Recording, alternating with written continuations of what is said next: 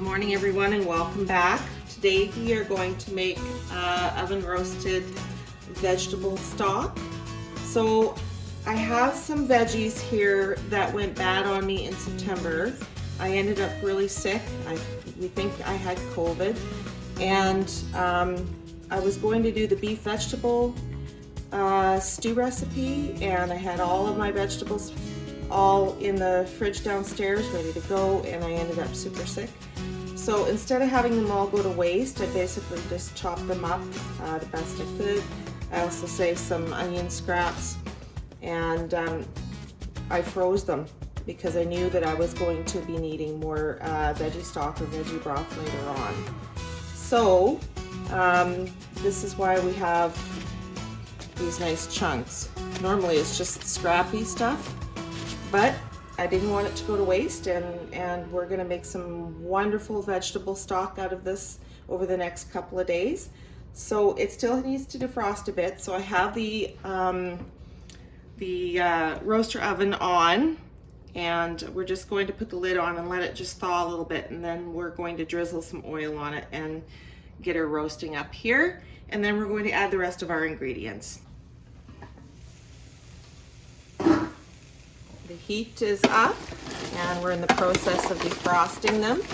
So I'm just going to stir them quite often just to get them defrosted. We have carrots, celery, onions, onion peels. We also have a few tomatoes, mushrooms. I'll be adding some garlic to this after. I don't have any fresh garlic. I just have the jarred garlic, so that doesn't need to be in here quite yet. But all of the fresh items are what I have listed already here. So we'll just continue to defrost this, and once we, for the most part, have it defrosted, I'll add the olive oil and we'll give it a good roasting. Okay, so they are thawing quite nicely. They are almost totally thawed. You can see they've given off a little bit of their juices in the bottom.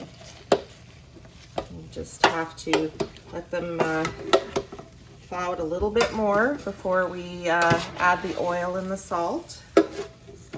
So this recipe is actually from a book called The Complete Guide to Pressure Canning by Diane Devereaux. She's got two recipes in here. She's got roasted vegetable stock and just a standard vegetable broth. And what we're trying to do today is the roasted vegetable stock. And I don't follow the instructions and the ingredients to exact T. I make my vegetable broth or stock using what I have for vegetables. So it might have a little bit more, a little bit less of each item on the list. But as far as vegetables are concerned, we do have every item. And like I said, I'm going to be adding the garlic shortly here. And so this is a 22 quart roaster oven. And once we get this kind of roasted down, I think it'll probably be about a quarter full. And then we'll have to figure out how much water that we're adding on top of it. And that will tell me how many batches this will make. And then I will put the other seasonings in regards to that. So we're just gonna let this thaw down a little bit more, and then we're gonna add the salt and the olive oil.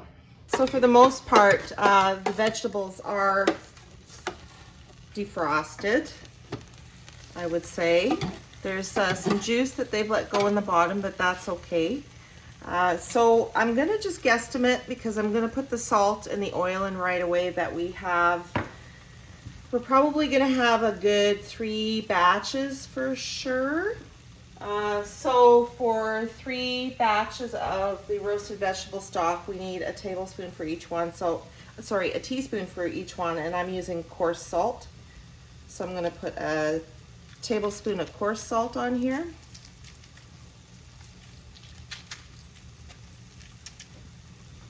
And then for each batch, it says a 1/4 cup of olive oil, but that's 3/4 of a cup for 3 batches. I find that's quite a bit. So I'm just gonna start with a 1/4 cup and just drizzle over top. I think we might go with another 1/4 cup, but I probably wouldn't go any higher than that. So another 1/4 cup, so that's a 1/2 cup. And then it says to coat. So it's going to be coated along with the water in the bottom, but that's okay. And I'm just going to turn everything up on high here. And then we're going to let it do some browning here. All right.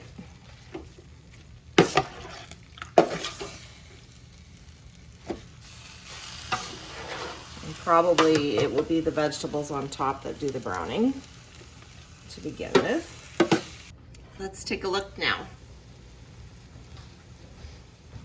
Oh, it smells amazing. Okay, so there is a little bit of browning on some of the vegetables. You can see it more so on the mushrooms and especially on the onion skins there.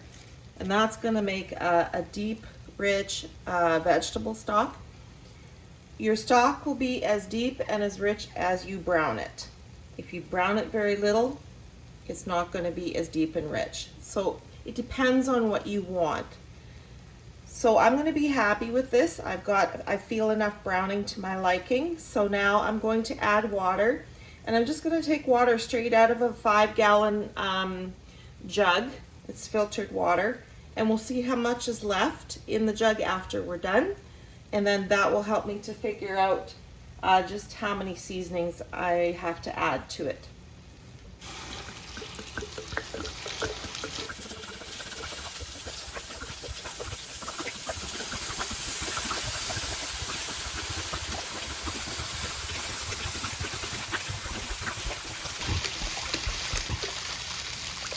Okay, I may top it off after I get the rest of the ingredients in here.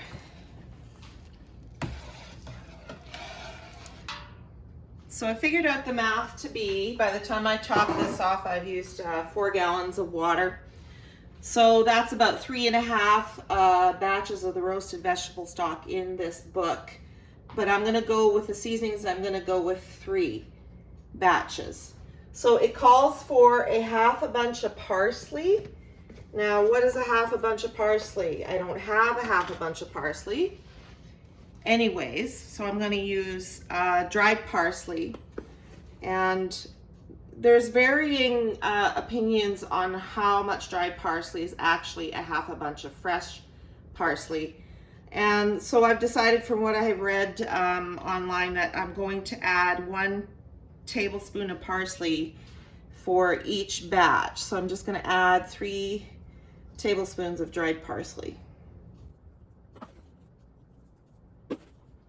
There we go, 3 tablespoons of dried parsley. So the original recipe calls for 4 sprigs of oregano. And there you go, like that's left up to interpretation. How big is 4 sprigs of oregano? And how much is it equivalent to as a dried product? So, and again, it's left to interpretation on the internet, but I'm going to add for each batch 1 teaspoon of oregano leaves. So that is 1 tablespoon of oregano, dried oregano. Now it calls for 2 bay leaves. So that would be 6 bay leaves. Mine are all broken up, so what I'll do here is I'll just put in what I figure looks like 6 bay leaves. 1, 2, 3, 4, 5. Let's call that 6. And we got a few little odds and ends here too. All right, and then it calls for each batch, calls for 1 tablespoon of whole peppercorns. And that seems like an awful lot of peppercorns. That would mean that I would need 3 tablespoons of peppercorns. And I don't think I want my vegetable stock to have that much of a pepper flavor in it, because keep in mind that everything enhances over time in the jar. So I'm actually just going to put just a heaping tablespoon of peppercorns. And then I will actually taste it later on as we go and just see if it needs more. And then because I didn't have any fresh garlic to put in, I'm going to put in probably like almost a tablespoon there of the jarred garlic. And then I'm going to stir this up just to incorporate them dry seasonings and the peppercorns. Just give it a good stir here. Get that dried seasonings hydrated.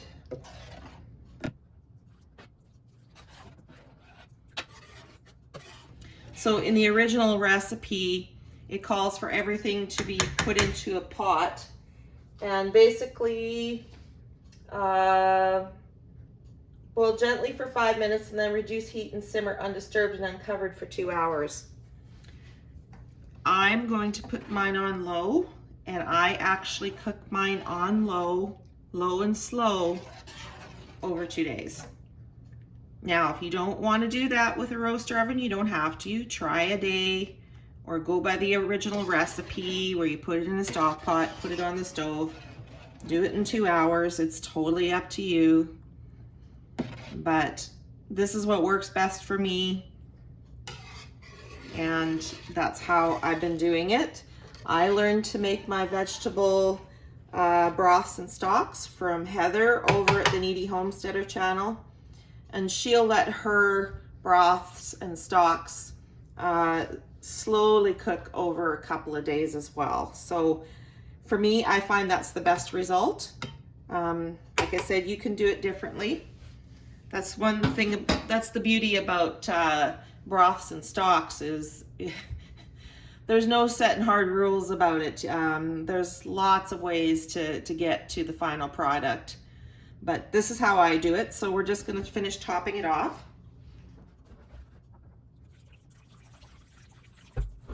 There we go.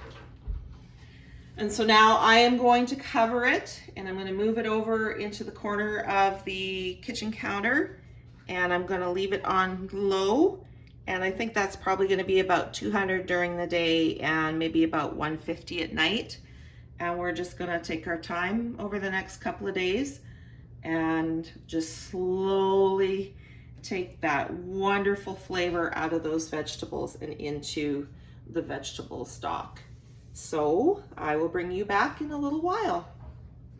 Well, good morning everyone, and welcome back. It is a little more than a little while later. It is 2 days later, and we have this beautiful veggie broth sitting here. And I don't want to disturb it too much, but you can see all the spent vegetables that are in this broth. And we've got a very beautiful golden looking broth here. So the day that I prepared it, I actually turned it up until I got a really good simmer on it, and then I turned it down to 200 degrees. And I left it sit like that until the evening, and then I turned it down to 150. The next day, I actually got up and stirred it just a little bit, turned it back up to 200. That night, turned it down to 150. This morning, I got up and I just turned it off. We're going to be putting this vegetable broth into these jars just warm. We're not going to go in hot with them. So I'm just letting it cool down. And last night I did prepare our jars, our lids, and our bands. I washed them all in hot water with soap, and then I rinsed them all in hot water. And I have checked each one of the jars for any chips, cracks, or breaks, including in the seal or in the rim here, just in case there is any that might affect the seal. If there is any chips, cracks, or breaks in the rim, I would suggest just discarding that jar. because you're going to end up with a failure in your seal when it comes out of the canner. So we have our area set up. We have our funnel, we have our scoop, we have our debubbler and our headspace measurer. We don't need this one here. I don't soak my lids before I put them on the jars for a pressure canning project, because they're going to be through an enormous amount of heat and pressure, and I feel that that's enough for the compound to soften. I do soften up the lids for a water bath canning project, but not for a pressure canning project. So we have our area all set up. We're going to put the recommended amount of water in both of our pressure canners, because I do believe we're going to need both pressure canners today. And then once we've done that, I will bring you back. So the two pressure canners that I own, I bought in 2020, and I had never pressure canned before. So I wanted to buy the cheapest pressure canner out there, just, you know, so that I didn't spend too much money. So if it was a total failure for me, I hadn't, you know, invested a whole lot of money. Like some of those huge all-American pressure canners with the gauges, they are super expensive. So I just ordered the weighted gauge Presto pressure canners off of Amazon, and I'm really very happy with them. So the lid here, I'm just gonna flip it over. It has a gasket on the inside. So you take the gasket out, and before you start a pressure canning project, you need to actually look at the gasket to make sure that there are no cracks or tears in it and that it's sound. And once you've done that, you can put it back in to the lid here. And then it is recommended to put just a little bit of oil just along in here. Some people put just a slight bit of Vaseline oil, especially when it is a new ring, because sometimes if it gets to be so much pressure and kind of built up, and you know, the pressure canner's got super hot, sometimes it's hard to get your lid off. So that helps, but do what your manufacturer's directions say for your canner. But this is what I do with this particular canner. So when you're preparing your canner, you want to check and make sure that the vent pipe is not occluded in any way. So you're going to bring your eye up to there, and you're going to look right through and make sure that there's no occlusions. If there are occlusions, then you need to actually remove them. So this is the steam vent right here. Also, too, you have a safety button here that pops off. If there's too much pressure that builds up in the canner, this will actually pop off, so that you don't have the canner going too far beyond its pressure point, where you have those stories where the canner blew up in Grandma's house and hit the roof. Like, this won't happen because you have this safety feature here. It will pop off with too much pressure before that will happen. This here button here, this tells you if the canner is under pressure or not. When you put your lid on and you're bringing your canner up to pressure, sometimes even before you put your weighted gauge on the top, this will pop up. And you never ever open your canner when this is popped up. There's too much pressure in there to do it safely. So you've pressure canned, and you've turned your stove off, and you're not going to take your weighted gauge off of here. I'll show you what the weighted gauge is. I'll put it on there. That's your weighted gauge. So it's gonna rock, and then you turn your stove off, and you have to, this will be up, and you have to wait for this to come down before you can even think of taking this off. This has to come down before you take your weighted gauge off. And this weighted gauge, you can pressure can at 5 pounds of pressure. These two will come off. So the first one represents 5 pounds of pressure. Pardon me, just give me a moment. I got into a little bit of dust yesterday, so off and on I lose my voice. Okay, so this is a weighted gauge for a pressure canner. These two can come off. You can pressure can at 5 pounds, 10 pounds, and 15 pounds. And these never come off for us because of our elevation. We always pressure can at 15 pounds pressure. So before you start your canning journey, you're gonna have to make sure that you know your elevation and how many pounds of pressure you're going to need to can at for your elevation. So we have basically, that's a basic overview of my 2 canners.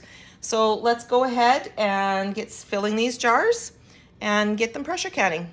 Okay, so the first thing I'm going to do is I'm just going to skim off some of the seasonings there so that they, because we want a nice clean broth going in there.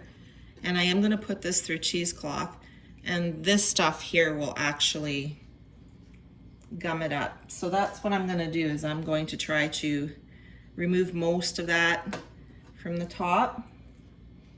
And coming with it, I notice is a little bit of oil, that oil that we added, the olive oil, to help brown it in the roaster oven.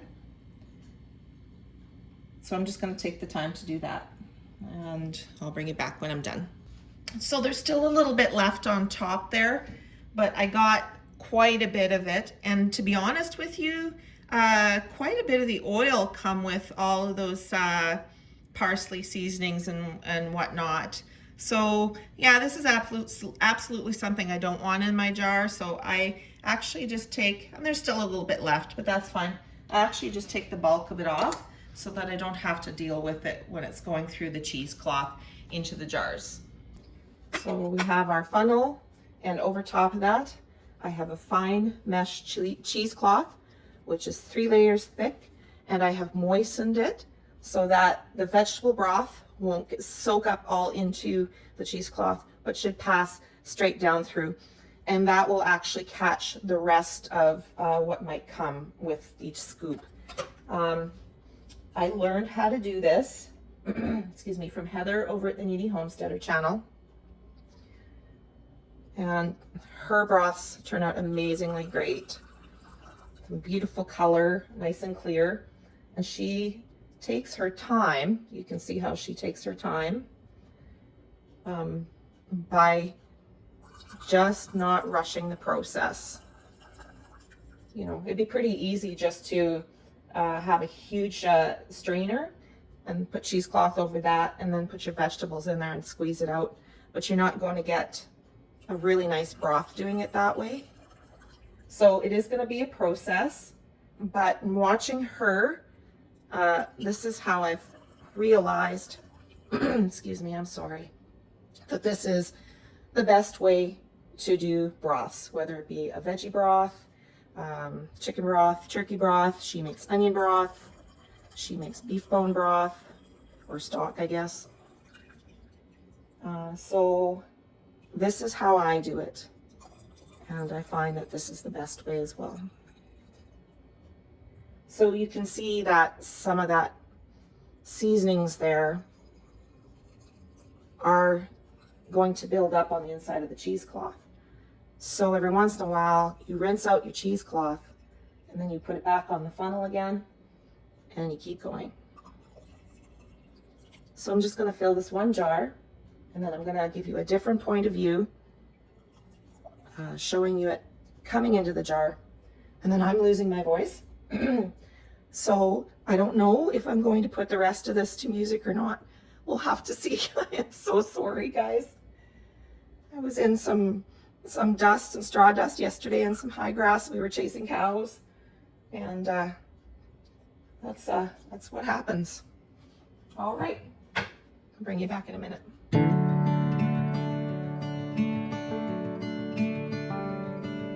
Lights shining from the window late at night. I'm just watching someone else's life go by, wishing it was mine. Dreams, everybody has them at the start. Somewhere along the way they fall apart, and it makes it kinda hard to look up at the lights. When the lights go out, everything is clearer. When the lights go out, I could finally see what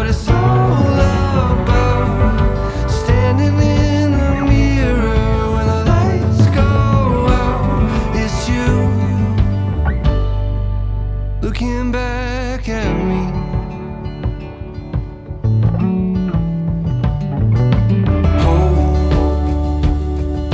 Try your best to hold on to the rope.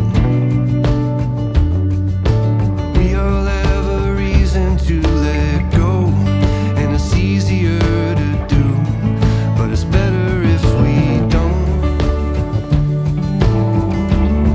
When the lights go out, everything is clearer.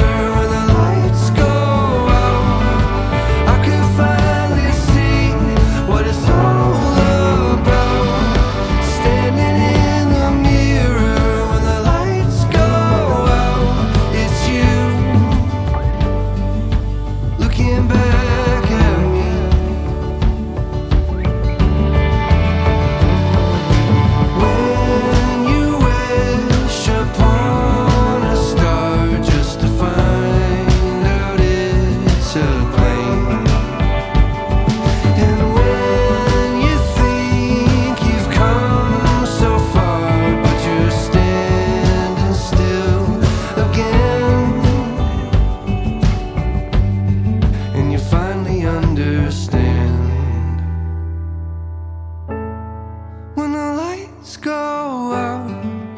everything is clear. When the lights go out, I could finally see. When the lights go out, everything is clearer. When the lights go out, I could finally see what it's all about. Standing in the mirror, when the lights go out, it's you looking back at me.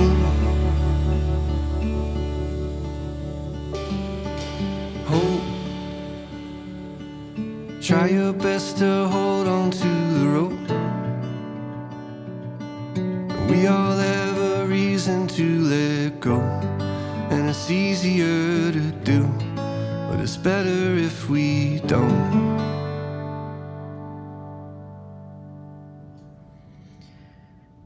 Okay, so as you go in filling your jars, and the deeper you get into the roaster oven, the harder it is going to be to remove the juices without disturbing them. So I have filled 13 jars so far, and I'm going to do one more. And the process has slowed because there is more particles in the bottom when I take the juices out. I'm finding for the last 2 jars that halfway through, I've had to take the cheesecloth and wash it out. It is a process, but it did not take me long at all. Like, I've maybe been doing this for 15 minutes. So as you can see here, like I said, you reach the bottom without disturbing as much as you can. I'm gonna ladle off that last little bit and pour it through.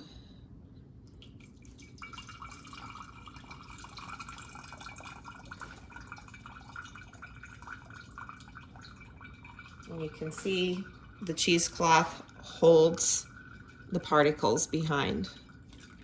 That's why it's really good to have a high quality cheesecloth. And I'll link the description in the description box down below. I will put a link to this cheesecloth that I bought on Amazon, and this was highly recommended by Heather over at the Needy Homesteader channel. So you can see it kind of slows down with each scoop, because that cheesecloth is doing a really good job of straining that all out, giving you a nice, beautiful golden broth. I'm going to use the thyme for a meat broth, because in the USDA guideline book here, I was just looking, there is no thyme for veggie broth. So I'm going to use the thyme for the meat broth for quarts at 15 pounds pressure, hot pack. And this is warm, so I'm happy with that. 25 minutes for quarts for myself at 15 pounds pressure. It'll probably take longer for the pressure canner to heat up, vent its steam and cool down than the 25 minutes it takes for it to cook. And I gotta be honest with you, there isn't enough in here to do another second canner full. I think I'm just gonna strain the rest of it off and give it to my mama dog. She needs the calories. She's feeding 13 puppies right now. I don't know that they will eat the spent vegetables. I'm not sure. But she will definitely lap up the rest of that broth, and it won't be very much at all. It might be a quart, maybe. But you know, that's okay. I have 2 counters full. I'm gonna have 14 quarts, and I am very happy with that. Okay, so we have 14 jars of that beautifully strained off veggie broth from all of those vegetables that we started slow cooking down 2 days ago. And yes, you can see I probably have about another quart in there, but I'm not overly concerned about it. But you could take a look at all of these vegetables and see how they're spent. The carrots might have had just a little bit more left in them, not too much, but we've pretty much got all the flavor that we can out of all of those vegetables. So we did a really good job on this vegetable broth. I'm very pleased. So we did go ahead and checked all of our head space, topped it off, debubbled. You really don't have to do a whole pile of debubbling when it comes to broth.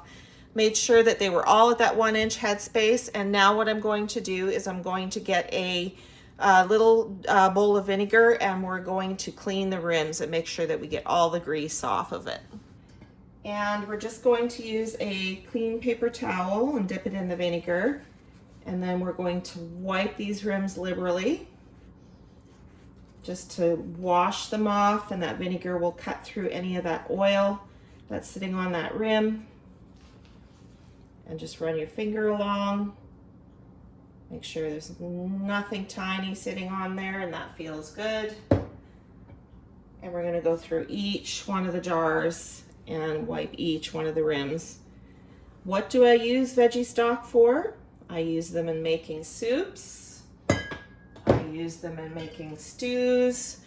I use them canning soups and stews.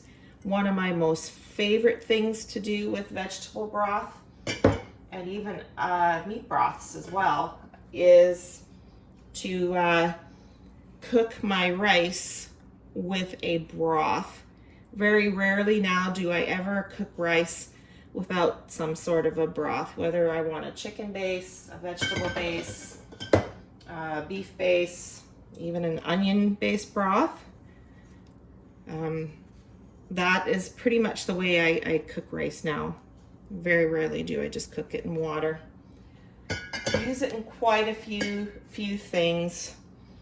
Always have to have it on stock, and like I said, I have only 2 left in the pantry downstairs, so we definitely needed to do this. And what a great way to use up those vegetables that were going bad when I was sick there. Makes me feel better that it didn't go to the dump unused. So we're just going to finish wiping these off, and then we're going to put the lids on. And try and dunk your paper towel, make sure it is good and moistened. If you find that one spot on your paper towel is kind of worn, or you know, it's got some oil or refuse on it, switch to another part of your paper towel. If you feel like you need to, you can grab a new paper towel.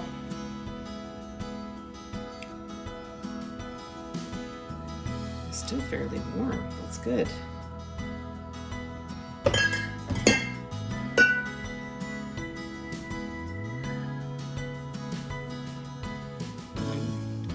A good cute little story. My son and daughter-in-law were telling us in our family group chat that my grandson woke up in the middle of the night and went to get something out of the fridge, and he's only 2 years old. He's only 2 years old, and the first thing he seen was a carton of chicken bouillon. And I'm sure he thought it was juice, it was what they figured. But he opened it up and grabbed a cup, and he was having a drink of chicken bouillon when they found him. And I'm like, hey, that's a good idea, buddy. Wake up in the middle of the night and you're hungry. Nothing better than a nice glass of, well, in his case it was cold, but a nice glass of hot bouillon or broth to help you get back to sleep. So that was pretty cute. All right, so each lid, you're gonna center it on the rim, put your band on, fingertip tight, just like that. Take the lid, center it on the rim, band on, fingertip tight. And we'll do all of the jars in this manner. And we'll get all the lids and bands on them, and then they're going to go into the canner. Okay, to put the lids on, we have to line up the arrow on this lid with the arrow on this handle, and we twist. And I put just a little bit of oil there on the ring so that it won't be hard to take off later. And the same with this canner. So we have the temperature on a medium high to high. And when we start seeing that steady stream of steam, I will bring you back. Okay, so this is what we would call a steady stream of steam. And the other pressure canner is a little ways behind. I try to get them going at the same time, but today it didn't work. So we're going to start timing 10 minutes, and we're going to let that steam come out and evacuate the air and fill the canner full of steam. And once 10 minutes is up, we can actually put the weighted gauge on. So 10 minutes for this one, and we're still waiting for our steady stream of steam on the bigger canner. All right, so the larger canner is venting a steady stream of steam, and I have set another timer for 10 minutes. And you can see that this one is already under pressure. It has about 7 minutes left. They're about 3 minutes apart, these two. So when the 7 minutes is up, I'll put the weighted gauge on that, and then when the timer goes off for this one, we'll put the weighted gauge on that, on the big one.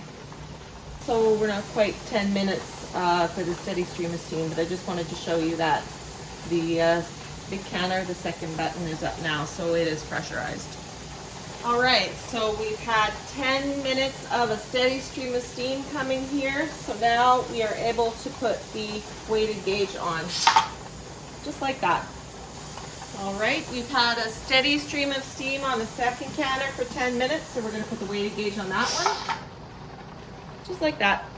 So we've set a timer for 25 minutes now. That's our processing time because our weighted gauge has started rocking.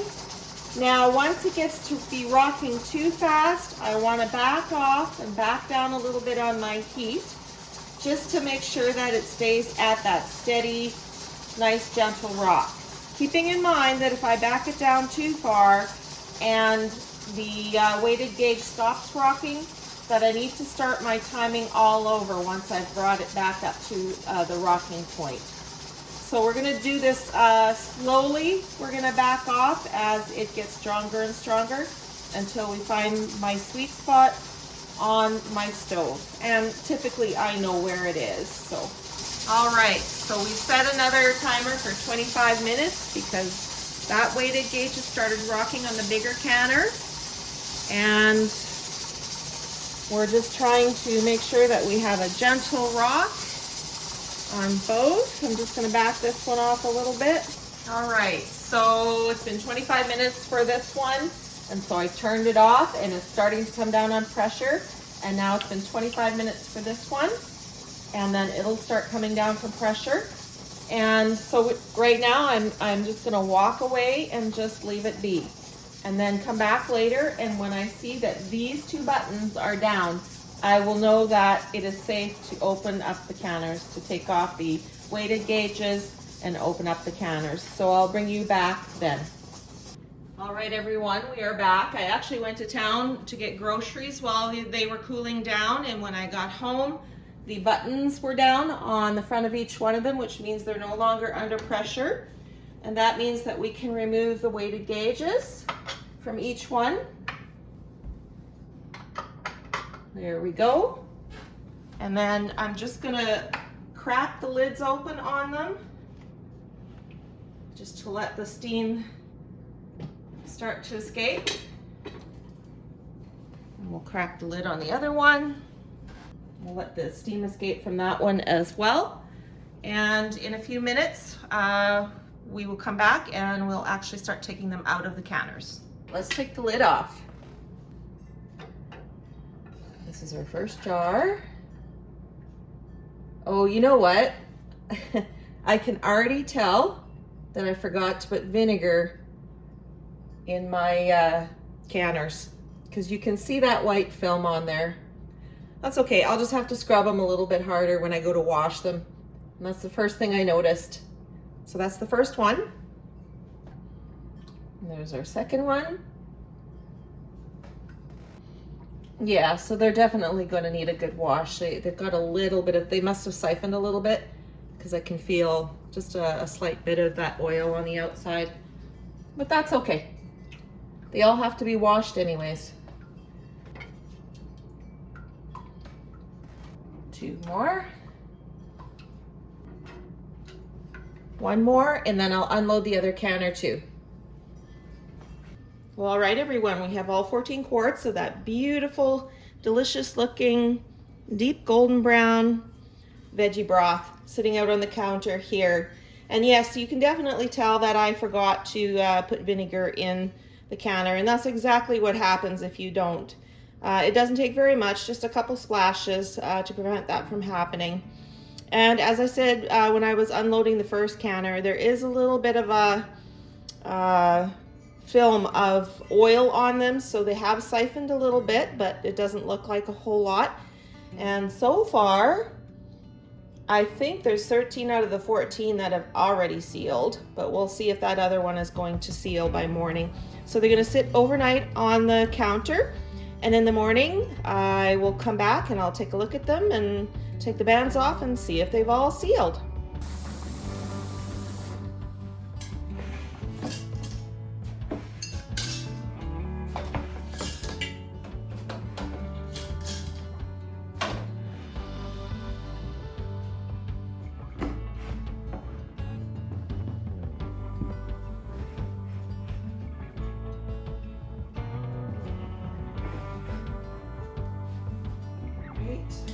Those are sealed.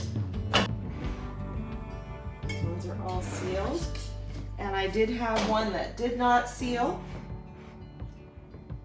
And so that's in the fridge right now. And I'll bring that out in a bit. If you want to wash them so that you can get anything that may have siphoned out of the jar off the sides of the jar so that they're nice and clean and bacteria cannot grow, because it's been washed and wiped clean. And as well, I had forgotten to put the vinegar into the canner prior to canning. And of course, I ended up with that white film that you seen earlier in the video. And so this process helps to wash all of that away. So we're going to wash all of our jars, and then we're going to wash our bands and give them a good drying. So the evening of the day that I canned the veggie broth in the pressure canner, I did check all of the seals, and one did not seal, and I was wondering why it didn't seal. It should have sealed by then, everything else had. So I did take the lid and the band off, and I inspected the rim, and there was a little bit of something there, and I'm like, oh, I missed that when I wash the rims. Well, I went back in my video and I discovered that I had actually missed washing one rim. And I am certain that this one is the jar So that's what can happen when you don't make sure that your rims are completely clean. Now what happened after that was that evening I put that jar in the fridge, and then today, it's actually quite a few days later, I decided to wash these all up and get them marked. And I went down because I wanted to make sure that I washed this up and then brought it up to the fridge so that we would use it. And when I took the band off of it, when I put it in the fridge down there, it was still a bit warm. And when I took the band off it earlier today, it's sealed. But I'm telling you, I know for a fact that it did not seal that night. So this here, because I had taken off the lid and the band and then just placed it back on, it should never have sealed. But it did. So this is what we would call a false seal. So now I want to see if you can maybe hear the difference. I'm hoping you can. This is one that was pressure can and sealed immediately following. So when you press on it, you can hear a little bit, and it's a very, very firm seal. But then when you take this one that has the false seal on it, we know that it is a false seal. You can hear a difference between the two of them. You don't hear as much noise from this one, but you can definitely see a little bit of give in the lid when you press down on it, and then it does this little tinging sound when you lift your finger. And that, I wanted to show you, is a false seal. So clearly, because I know it wasn't sealed, it's going to go back in the fridge up here, and we're going to use it as soon as we can. But that is what a false seal looks like. It looks like it's sealed. You can actually lift it, but it is a false seal. And also too, after you've washed your jars up, make sure that you mark them. You say you're going to remember what's in them when you put them down in your storage, but really you don't. And this could look like a turkey broth or beef broth, something like that. And as well, we've talked about this before. If you've watched some of my previous videos, for those of you who are new, we don't store our jars in storage with the bands on, because what happens with the temperature changes is what happened to this. It can unseal, and then the band puts pressure on that compound, and with temperature changes, it can reseal, creating this false seal, and you don't want that. So don't store your canning with the bands on anymore. So that is it for our veggie broth video. I do hope that you enjoyed the video, and I want to thank each and every one of you for coming along with me and watching. And take care and have a wonderful day.